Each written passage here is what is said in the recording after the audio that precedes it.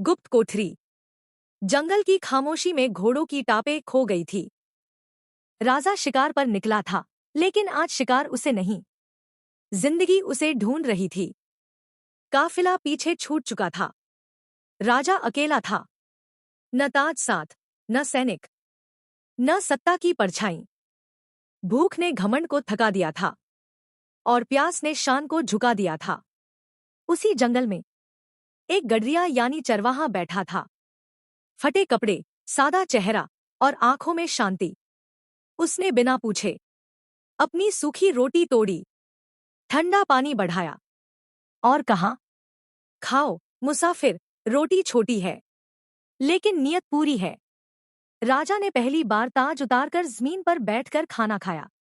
महल पहुंचे तो राजा उस चरवाहे को साथ ले आए, जिसके पास कभी 2 वक्त की रोटी नहीं थी। आज उसके हाथ में राज्य की सलाह थी। वह ईमानदार था, सधा हुआ था और सबसे बड़ी बात, वह अपने आप को भूला नहीं था। यही बात बाकी मंत्रियों को जलाने लगी।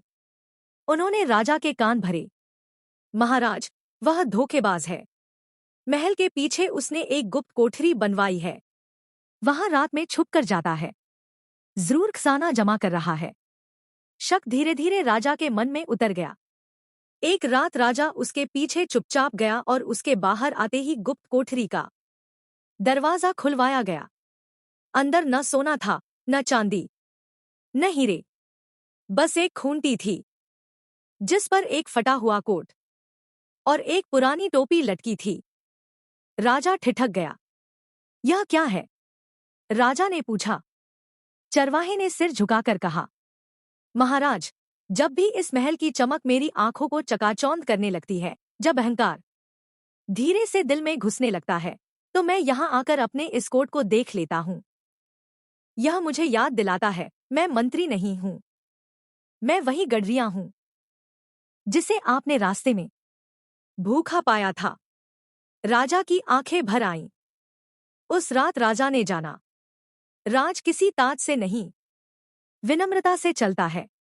यह कहानी हमें सीख देती है कि जिस दिन इंसान अपनी शुरुआत भूल जाता है, उसी दिन उसका अंत लिखना शुरू हो जाता है।